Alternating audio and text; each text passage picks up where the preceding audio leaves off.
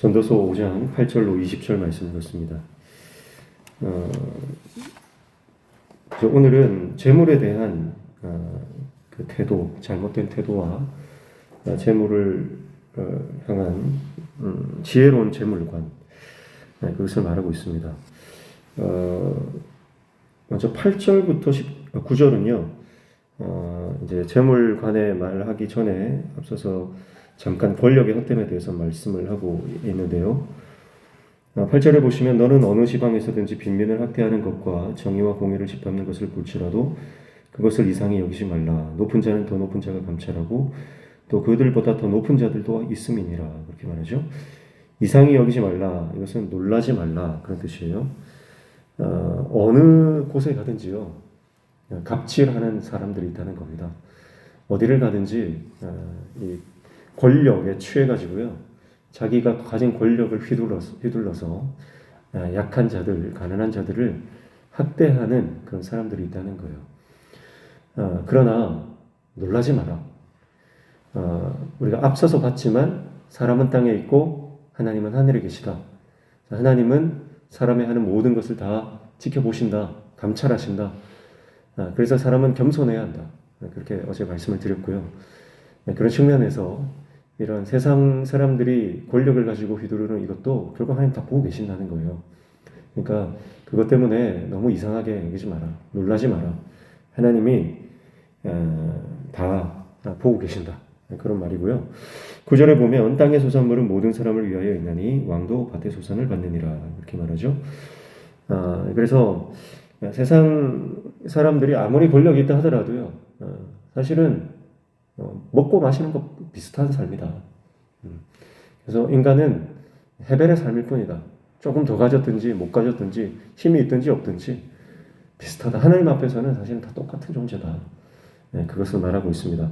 그러면서 말하는 게 이제, 그러면 많이 가진 사람은 어떻게 그 재물을 가지고 어떻게 살아야 하는가, 그것을 말하고 있는 거예요.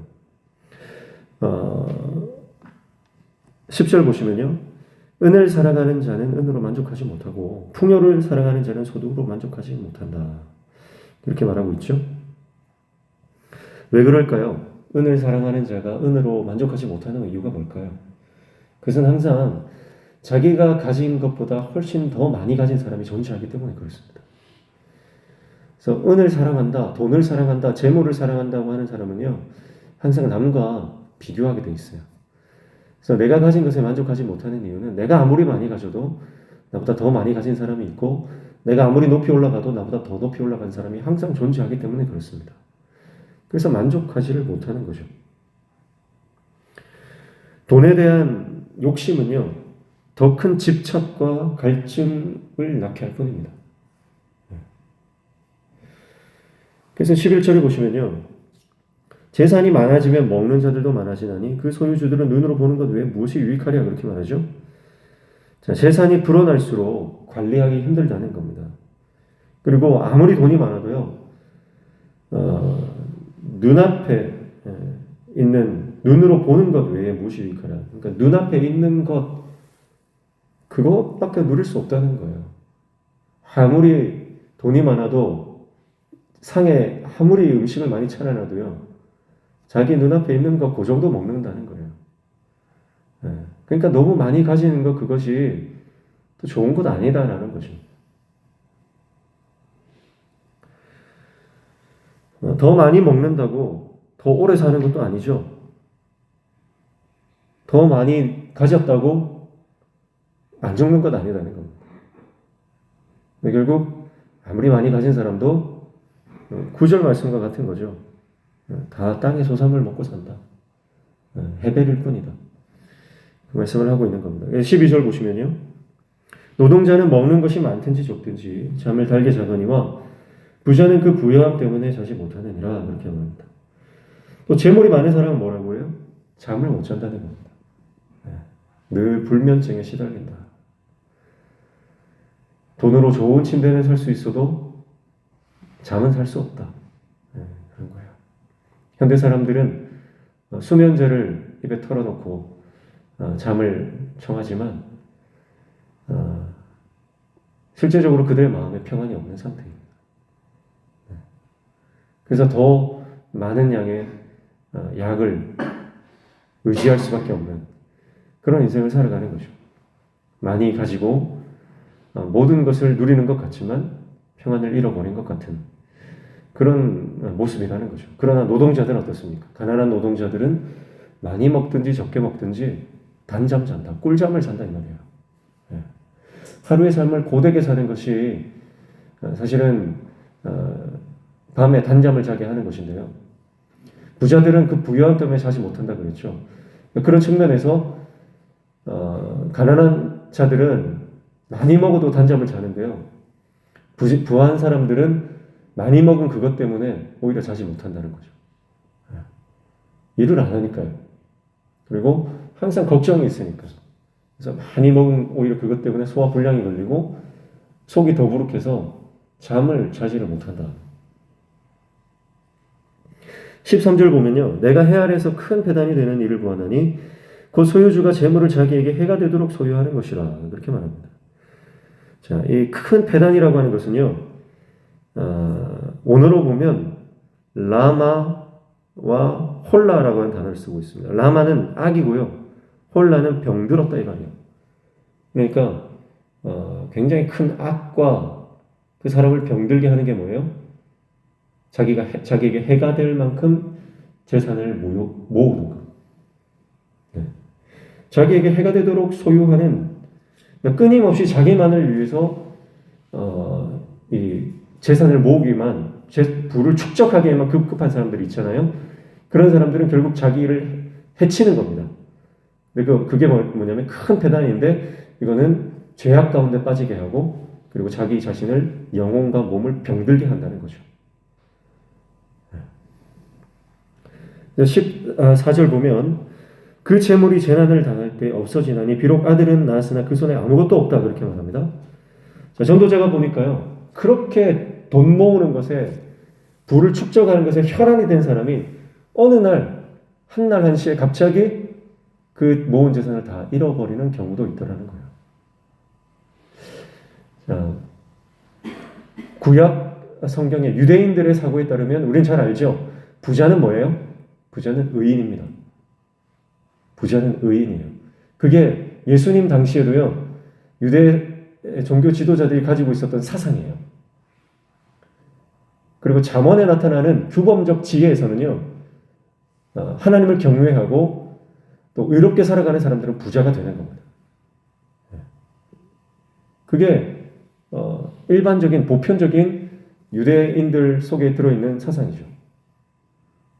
그런데요, 그 부도 한순간에 날아갈 수 있다는 겁니다.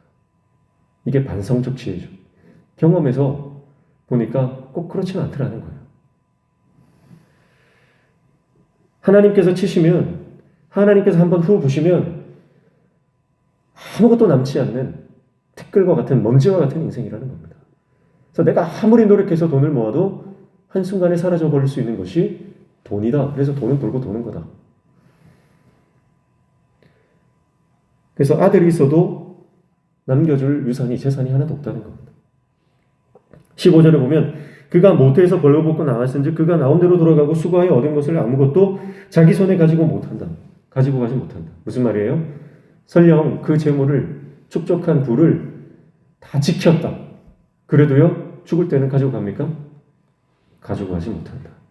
이 땅에 다 놔두고 간다. 그 사람은 빈손으로 다시 빈손으로 온 것처럼 빈손으로 간다. 벌거벗고 온 것처럼 벌거벗고 간다. 네. 부의 덧없음이죠. 네. 16절에 이것도 큰 불행이라 어떻게 왔든지 그대로 가리니 바람을 잡는 수고가 그에게 무엇이 유익하려.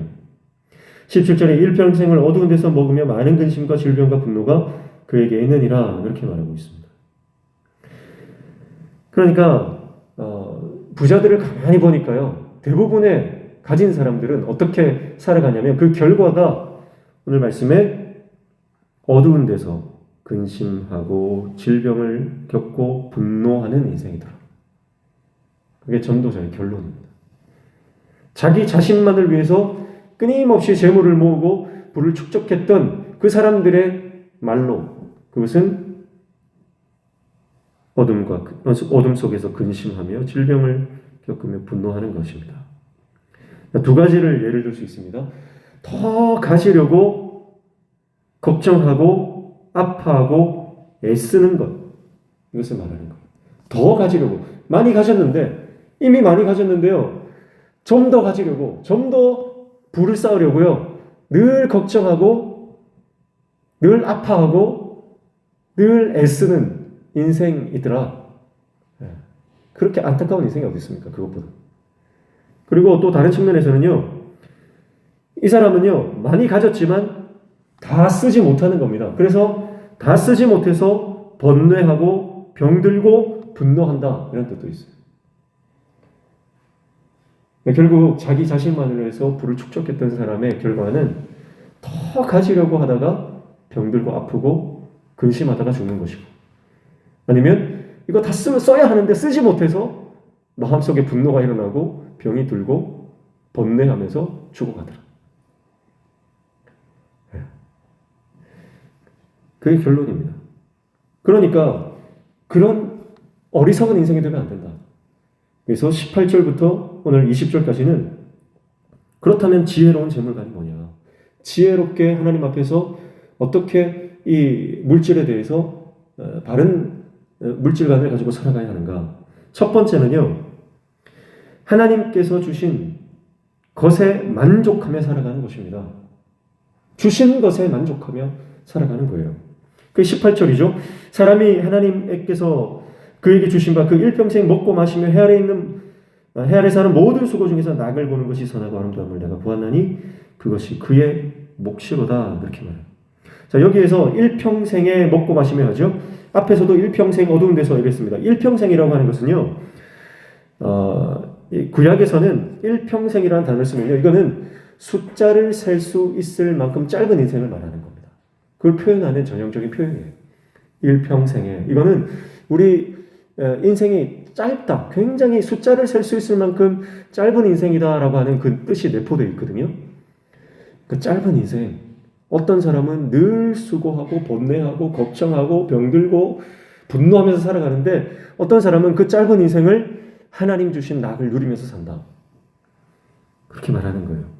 그 짧은 인생, 주신 것에 만족하며 선하고 아름다움을 내가 보았다 그랬죠. 낙을 보는 것, 만족하는 것, 하나님께서 주신 것을 만족하는 것이 선하고 아름답다 했는데 아름답다는 것을 뭐라고 했습니까? 시기적절한 걸 말했죠. 그래서 정말 내 인생에 하나님께서 주신 것을 이것이 하나님의 은혜인 줄 알고 만족하면서 살아가는 겁니다. 내 몫이구나. 이것이 내 몫이구나. 하나님께서 나에게 주신 몫이구나. 그것을 알고 만족하는 인생이죠. 그리고 두 번째는 뭡니까? 하나님의 선물로 알고 감사하며 살아가는 것입니다. 하나님께서 나에게 주신 재물과 건강과 내가 누리는 모든 것이 하나님의 선물이다. 하나님의 은혜다라고 하는 것을 깨닫고 감사하며 살아가는 거예요. 그게 19절이죠. 또한 어떤 사람에게든지 하나님이 재물과 부여를 그에게 주사 능히 누리게 하시며 제 몫을 받아 수고함으로 즐거워하게 하신 것은 하나님의 선물이라 그렇게 말합니다. 이게 하나님의 선물이구나. 내가 노력한다고 얻을 수 있는 게 아니구나. 내가 애쓰고 걱정한다고 해서 내가 이것을 더 많이 모으고 더 많이 누릴 수 있는 게 아니구나. 하나님께서 선물로 주셨기 때문이구나를 아는 거예요. 그러니까 하나님 은혜를 아는 인생과 나에게 주신 것이 하나님으로부터 왔다는 것을 인정하는 인생과 내가 노력해서 벌어야 된다라고 생각하는 인생은 그 결이 다를 수밖에 없는 것입니다. 그리고 마지막 세 번째는 뭡니까? 나에게 주신 오늘을, 현재의 삶을 충실하게 살아가는 것입니다. 20절이죠. 그는 자기의 생명의 날을 깊이 생각하지 아니하리니 이는 하나님이 그의 마음에 기뻐하는 것으로 응답하심이니라. 그렇게 말하죠. 생명의 날을 깊이 생각하지 않는다라고 하는 것은요. 더 정확하게 해석하면 자신의 생명의 날들을 많이 기억하지 않는다. 그러니까 미래에 대한 불확실한 미래에 대해서 끊임없이 투자하고 부를 축적해서 걱정을 없애려는 인생으로 살아가는 게 아니라 보험을 여러 개 들어가지고 내가 노후 보장을 잘하고 뭐 사고를 대비하겠다 그런 인생이 아니라 오늘 하루하루에 내가 충실하고 하루하루 현재의 삶에 하나님 앞에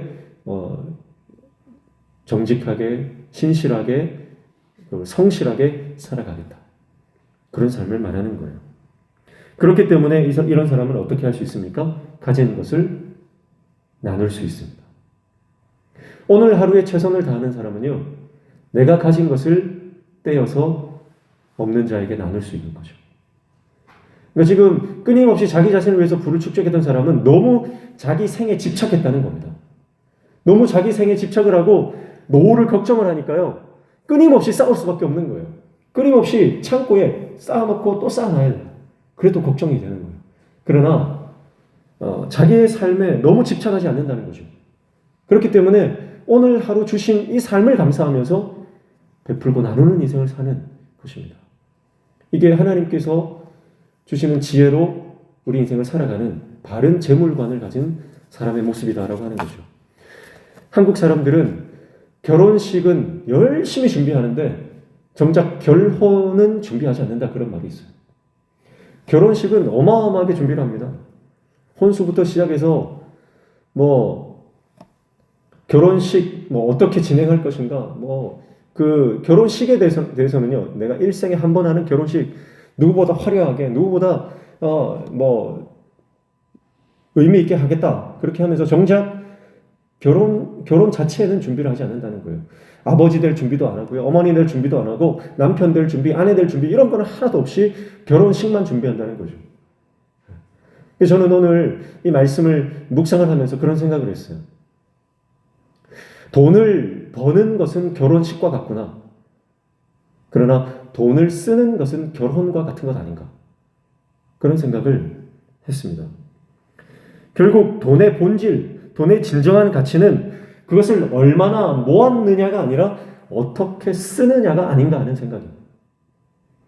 돈을 어떻게 쓰는가 하는 것이 돈의 본질이라고 하는 거예요. 그런데 우리는 돈의 본질을 모르고 돈을 얼마나 모으느냐 그것에 목적을 두고 가치를 두면서 살아가는 인생이 아닌가 하는 생각이 들어요. 마치 열심히 결혼식 준비하고 화려하게 결혼식을 치르고 난 이후에 결혼 생활은 피폐하고 불행으로 이어지는 것 같은 그런 모습이다라고 하는 거죠.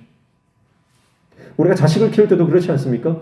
돌잔치, 무슨 생일 잔치 이런 거는 열심히 하는데 정작 자녀 양육이나 교육하는 것에는 그다지 투자하지 않는,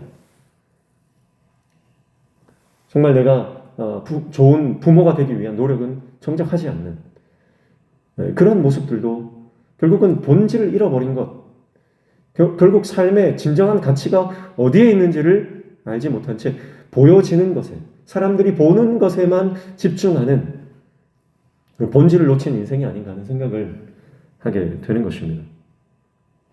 아무리 화려하게 결혼식을 해도 결혼 자체가 불행하다면 그 결혼이 의미가 없는 불행한 결혼이 되는 것처럼, 여러분, 우리가 아무리 돈을 많이 모아도요, 하나님께서 기뻐하시는 삶을, 그 재물을 가지고 살지 못하면, 정말 나누고 베풀고 하나님께서 원하시는데 그 재물을 흘려보내지 못한다면 아무리 돈이 많아도 의미 없고 가치 없는 것이다.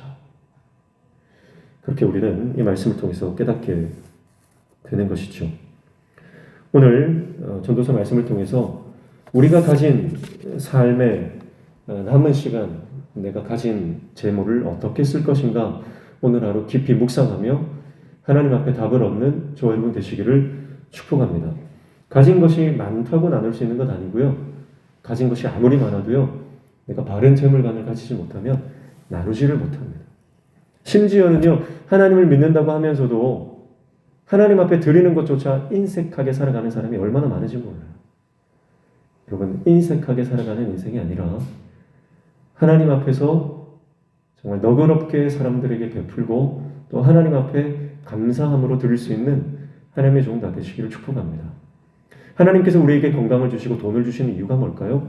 그것은 그것을 가지고 생명을 살리고 영혼을 구원하라고 말씀하시는 겁니다.